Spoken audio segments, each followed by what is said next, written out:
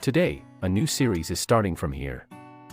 What we are going to do is, in different fields, different people have achieved something extraordinary. They have some quotations. Through those quotations, we will try to understand their thought process. How did they think? What was there in their thinking, because of which they were able to achieve something extraordinary?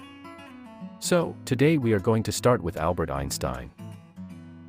So, the first quotation of Albert Einstein is, "Everybody is a genius, but if you judge a fish by its ability to climb a tree, it will live its whole life believing that it is stupid." This is a very powerful statement. Let's try to understand it carefully. That if someone else judges the fish, then there is no problem.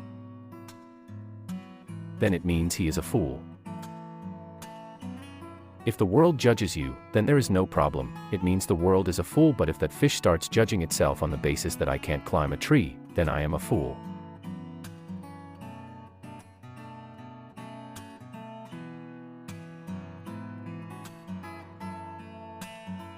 Don't do that. Everyone has their own ability. Sachin Tendulkar has his own ability. Albert Einstein has his own ability. If Albert Einstein is given a bat, then how will they look? People will laugh. Or if he was put in an account, what would have happened? If he was forced to become a chartered accountant, what would have happened? Would he ever be able to achieve what he achieved? No doubt he was a genius, but why was he a genius? Because they did what was in their natural inclination. For example, if a fish is told to swim in water, they can swim in the water in many different ways. They can do something that will mesmerize the spectators. They will say, "How is this possible?" The one who doesn't know how to swim in the water will look at the fish and say, "This fish is a genius." So in this way, we have to understand what our personality type is. And when we understand it well, then we will act. Then sky is the limit. For sabki andar ek genius hai, for sab genius hai. Next quote is, "Education is not the learning of facts, but the training of the mind to think." Why is this being said? Look, what an amazing thing he has said. In fact, the time when he said it, computers were not that developed. The internet wasn't penetrated that much. But they were able to see what is going to happen in the future. This statement is based on that. Why is learning of facts not important in education? Because if we talk about it in today's date, the facts or the knowledge is available on a click of a button. If education means going to school, going to college, and taking notes of what is written in the books, and feeding it to yourself, then what is the need for it? It is already in the mobile. It is written in the books, if you take it and feed it here. If you want to retrieve it, how will you do it? You will have to ask yourself a question. That's how you will remember it. You will remember it and you will say it. But if you want to get the answer only by asking a question, then you can ask that question here as well. Will you ask him? What is this? What is that? What is the answer to this question? The mobile will give you the answer. And the amount of memory that is fed into this, the amount of knowledge that is fed into a mobile, the amount of knowledge that is fed into Google, can we feed that amount of knowledge into our brain? So if our brain only thinks of education as education means that facts are fed here, then our brain will be far behind this, no matter how much we develop it. Then that education is of no use. So, what is real education? It is very important to understand this. Because if we don't understand this, then we will take such people out of our education system. They must have a lot of feelings, but they don't know how to think. There are two things being said here. One is that education is not the learning of facts. Number one, why is learning of facts not important? Education is not the learning of facts. Why is learning of facts not that important? Because all the facts, all the knowledge, all the information is already available on the internet. If storing it here is called education, then it is of no use. It is already stored in your mobile, so why are you storing it here again? As simple as that. Number 1. Number 2. But the training of the mind to think. That children should be taught how to think, and why is it important to think? Because all the problems in life, whatever the problems are, how does the solution come out? It comes out by thinking. It doesn't come out of memory, it doesn't come out of Google. It doesn't come out of facts, it doesn't come out of knowledge. It comes out of how to use that knowledge. If the solution would have come out of memory or books, then there would have been no problem.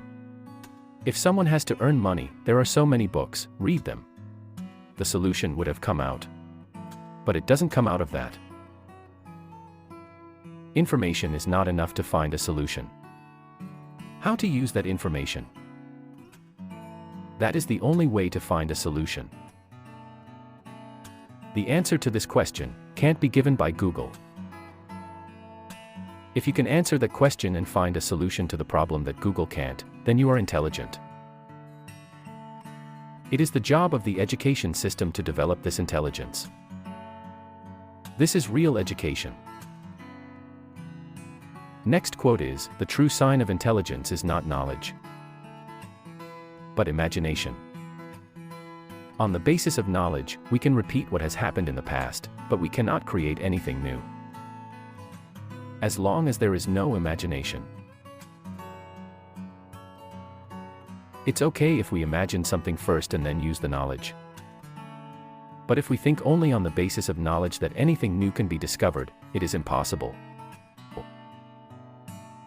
On the basis of knowledge, we can go round and round in a pattern that what has happened, we can repeat it. For example, there is a bulb here. We have the knowledge to make this bulb. With that knowledge, more bulbs can be made. A factory can be built. More bulbs can be produced in that factory. There was a time when there were no bulbs. There was no bulb, so where did the bulb come from? Did it come from knowledge? The knowledge of humanity of thousands of years, where did that bulb come from? It came from my imagination. Someone must have thought that the bulb was missing somewhere. It wasn't in any book, it wasn't in this world, it wasn't anywhere. It was in someone's mind. He thought that something like this could happen and started working on it. So what happened to that imagination? It has become a reality. In fact, if we look around us, in this world, anything, from a needle to an airplane, everything is reality today. Today it is in the framework of knowledge. Today we have the knowledge of how to make a needle and how to make an airplane.